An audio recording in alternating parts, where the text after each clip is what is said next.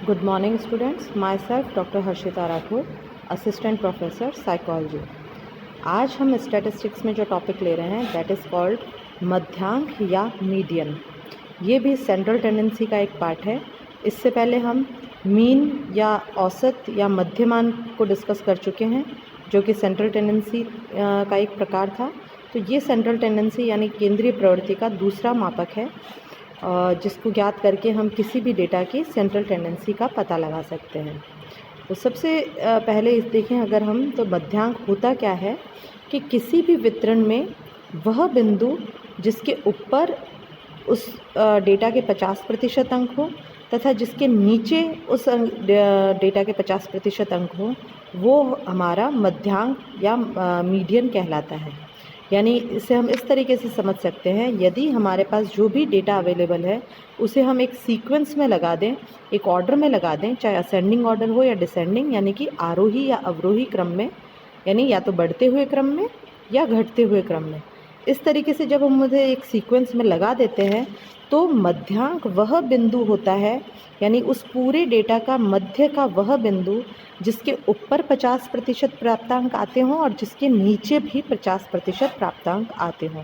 तो इस तरीके से मध्यांक किसी भी डेटा का वह मिड पॉइंट है जो उस डेटा को बराबर दो समूहों में बांट देता है और उस दो समूहों मतलब एक समूह उस मध्यांक से ऊपर होगा, यानी एक जो समूह के प्राप्तांक है वो उस मध्यांक यानी मीडियन से ज़्यादा होंगे और दूसरा ग्रुप जो होगा उसके सभी अंक मीडियन से कम होंगे। तो इस तरीके से ये एक मध्य बिंदु कहलाता है। इसमें कॉर्नर की डेफिनेशन जो है वो आपको दिखाई दे रही होगी। तो देखिए, मध्यांक केंद्रीय प्रवृत्ति का वह भाग है जो समूह को दो बराबर भागों में इस प्रकार बांटता है कि एक भाग में सारे मूल्य मध्य का या मध्यांक जिसे हम कहते हैं से अधिक होते हैं और दूसरे भाग के सारे मूल्य उससे कम होते हैं। तो यही अभी आपको मैंने समझाने की कोशिश की कि मिड पॉइंट या मध्यांक जो है वह बिंदु है जिसके ऊपर आधे 50% केसेस होते हैं और नीचे 50% केसेस होते हैं।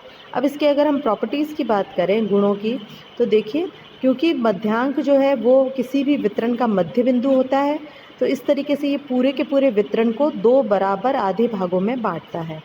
इसके अलावा जब हम मीडियन कैलकुलेट करते हैं तो आप अभी सूत्र में देखेंगे, मीडियन कैलकुलेट करने में हमें बीच के जो अंक हैं उन्हीं की आवश्यकता पड़ती है। तो जो अंतिम छोरों के जो अंक होते हैं जो कई बार बहुत फैले हुए होते हैं, विस्तृत होते हैं, तो उनकी वजह से हमारा मीन जो है डिस्टर्ब हो जाता था, हमने देखा था। तो वो यहाँ पे इफ़ेक्ट नहीं करते, यानी मीडियन में जो टर्म्स या एक्सट्रीम टर्म पे जो पॉइंट्स होते हैं वो मीडियन को इफ़ेक्ट नहीं करते और कई बार यदि वो अंतिम अंक हमारे पास नहीं हो तो भी उसका प्रभाव मीडियन पर नहीं पड़ता।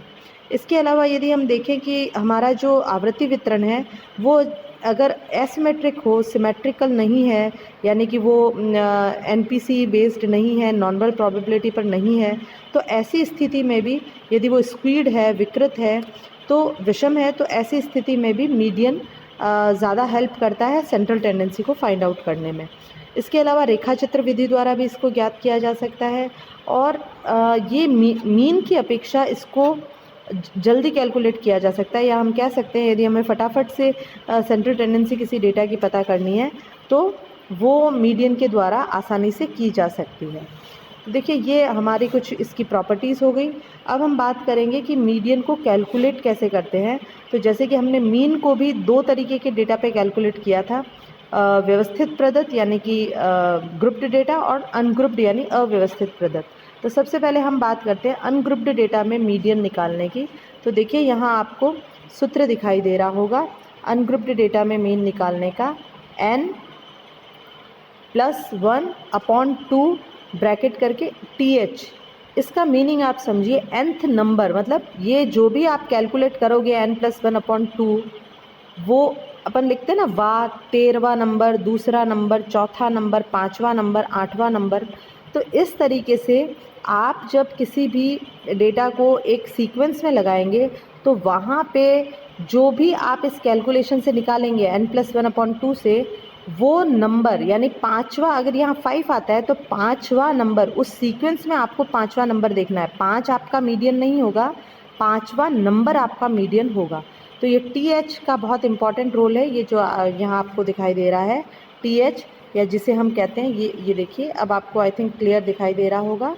ये TH को आप भूलेंगे नहीं, ये TH लिखा है, इसका मतलब है वाह, जो हम हिंदी में लिखते हैं चौथा, 5वां, 8वां, 9वां, ये इस तरीके से वाह। तो 5वां नंबर, चौथा नंबर, 10वां नंबर, इस तरीके से, तो वो नंबर आपका मीडियन कहलाएगा। देखिए कैलकुलेट करके मैं आपको बताती हूँ इसमें किस तरीके से है, आप ध्यान दीजिएगा। देखिए उदाहरण नंबर 6 में आपको कुछ अंक दे रखे हैं 7, 8, 5, 9, 6, 4। ये सभी अंक किस तरीके से हैं, आपको किसी सीक्वेंस में नहीं है। तो सबसे पहला जो काम होता है हमारा वो है जो भी आपका अंक या डेटा दिया हुआ है उसे आप एक प्रॉपर आरोही क्रम में लगा देते हैं, यानी बढ़ते हुए। सबसे पहले जो है वो सबसे छोटा नंबर और उसके बाद बड़ा बड़ा बड़ा नंबर, इस तरीके से चलेंगे। तो देखिए सबसे पहले हमने जो हमारे पास अंक थे उनको बढ़ते हुए क्रम में यानी आरोही क्रम में लगा लिया। 4, 4 के बाद 5, 6, 7, 8, 9। अब हमारा मध्यांक का सूत्र देखिए, ये सूत्र हम पहले बता चुके हैं। तो इसमें median is equals to n+1/2 bracket close TH number, यानी वां नंबर। अब आप देखिए कैसे करेंगे। यहाँ सबसे पहले आप n क्या कैलकुलेट करेंगे। n यानी आपके पास प्राप्तांक की संख्या कितनी है, तो 1, 2, 3, 4, 5, 6, आपके पास 6 प्राप्तांक है। तो आप इसे कर देंगे 6 + 1/2, क्योंकि n आपका 6 है, +1 कर दिया, /2 कर दिया। तो ये आपके पास आ जाएगा 7/2, और 7/7 को जब आप 2 से डिवाइड करेंगे तो ये आपके पास आ जाएगा 3.5 नंबर। ये ध्यान रखना, जब ये 3.5वां नंबर आपका है, 3.5वां कोई नंबर आपको याद करना पड़ेगा, क्योंकि यहाँ तो पूरे पूरे नंबर है। पहला नंबर, दूसरा नंबर, तीसरा, चौथा, 5वां और छठा, 6 नंबर है। तो आप किस तरीके से कैलकुलेट करेंगे। देखिए ऐसी सिचुएशन जब अगर आपकी आती है कि आपके पास पूरा होल नंबर नहीं आता, तो ऐसे में आप क्या करते हैं कि जो आपको 3.5 है, 3.5 लगभग यहाँ कहीं होगा, यानी 3 और 4 के बीच में होगा 3.5 जो है वो तीसरा नंबर और चौथा नंबर जो है उन दोनों के बीच में होगा। तो सबसे पहले आपको देखना है कि तीसरा नंबर कौन सा है और उसके बाद चौथा नंबर कौन सा है, उन दोनों को आप देखोगे। तो देखिए यहाँ तीसरा नंबर 6 है और चौथा नंबर 7 है। तो 6 और 7 जो है इन दोनों के बीच में कहीं आपका मीडियन आएगा। तो आप इसको ज्ञात करने के लिए क्या करोगे, जो आपका 6 और 7 आ रहा है, 6 और 7 जो कि तीसरा और चौथा नंबर है, उन दोनों को आप जोड़ के डिवाइडेड बाय 2 कर लोगे, क्योंकि उनके बीच का नंबर ज्ञात करने के लिए हमें 2 का भाग देना पड़ेगा। तो देखिए आपने 6 + 7 किया तो ये आपके पास आ गया 13, और 13 को जब आप 2 से डिवाइड करोगे तो ये आएगा 6.5। तो आपका जो 3.5वां नंबर था वो है 6.5, यानी कि आपका मीडियन जो है वो 6.5 आएगा। This is your answer. इसको फिर से समझिए कि मीडियन आपका कभी भी जो आप निकाल रहे हैं वो नंबर ना होकर वो नंबर आपका सीक्वेंस में कहाँ है वो होगा, यानी कि तीसरा नंबर, चौथा नंबर, 5वां नंबर आपको सीक्वेंस में देखना पड़ेगा कौन सा है। सूत्र के द्वारा आप सिर्फ तीसरा, चौथा, 5वां, 10वां नंबर ज्ञात कर पाते हैं। तो ये देखिए, तो यहाँ इसको आप और थोड़ा इजी वे में अगर समझें, ये तो मैंने 3.5 था उसको समझाने की कोशिश यहाँ की है। अगर आपके पास फुल नंबर आता है तो आप किस तरह करेंगे, ये देखिए एक और हम एग्जाम्पल लेते हैं। यहाँ आपको ये दे रखा है एक, और इसको आप सबसे पहले ऑर्डर में लगा लेंगे। सॉरी, देखिए मैं बताऊँ आपको, इस तरीके से आप सबसे पहले जो आपको डेटा दे रखा है ये वाला, इसको आप एक सीक्वेंस में लगाएंगे, यानी सबसे छोटा नंबर 11, फिर 15, 17, 18, 19, 20, 21। ठीक है। अब आप क्या करेंगे, सूत्र लेंगे। सूत्र के अंदर देखिए कितने टोटल आपके पास नंबर है। n इज इक्वल्स टू आपके पास कितना है 7। तो 7 + 1/2 किया तो यह आ गया 7 और 1 मिलके हुआ 8/2, यानी कि फोर्थ नंबर, चौथा नंबर या फोर्थ संख्या। तो यहाँ पे आप काउंट करेंगे, जब आप जो आपने सीक्वेंस में लगा रखी है उसमें चौथे नंबर की संख्या कौन सी है।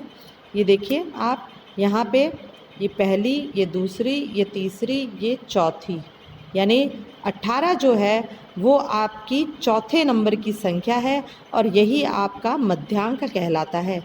यहाँ मध्यमान लिख रखा है, मध्यमान नहीं, ये मध्यांक है आपका, यानी मीडियन।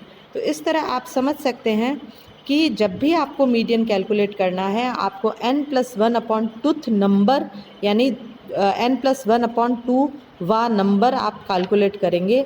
इसके द्वारा आपका जो आंसर आएगा वो आप सीक्वेंस में यानी आपने जो एक सीक्वेंस में आपने पूरा डेटा लगाया है उसमें वो नंबर आप ढूंढेंगे। चौथे नंबर का नंबर है तो आप चौथा देखेंगे, पांचवा देखेंगे, छठा, जो भी आपका आंसर आ रहा है। और अगर आपका आंसर पॉइंट में आ रहा है जैसे मैंने बताया 3.5 यानी कि आपका जो मीडियन है वो तीसरे नंबर और चौथे नंबर के बीच में है, तो आप तीसरे नंबर और चौथे नंबर पे जो भी संख्याएं हैं उन दोनों को जोड़ लेंगे और जोड़ के आप 2 का भाग दे देंगे तो आपके पास वो मीडियन आ जाएगा। जैसा कि हमने फर्स्ट वाले उदाहरण नंबर 6 में देखा था कि यहाँ पे हमारे पास 3.5 आया, तो हमारी तीसरी संख्या थी 6 और चौथी संख्या थी 7, तो इन दोनों को हमने जोड़ के डिवाइडेड बाय 2 किया तो 6.5 हमारा मीडियन आ गया। तो इस तरीके से आप अनग्रुप्ड डेटा के लिए बड़ी आसानी से छोटे से इस फॉर्मूले के द्वारा मीडियन ज्ञात कर सकते हैं। जनरली ये जो क्वेश्चन है ये वेरी शॉर्ट या शॉर्ट क्वेश्चन में आता है अनग्रुप्ड का, और जो ग्रुप्ड डेटा का आएगा वो लॉन्ग क्वेश्चन के लिए आपके पास आता है। तो वो जो हम देखेंगे कि किस तरीके से हम ग्रुप्ड डेटा के लिए मीडियन कैलकुलेट करते हैं वो हम नेक्स्ट लेक्चर में बात करेंगे। Thank you so much.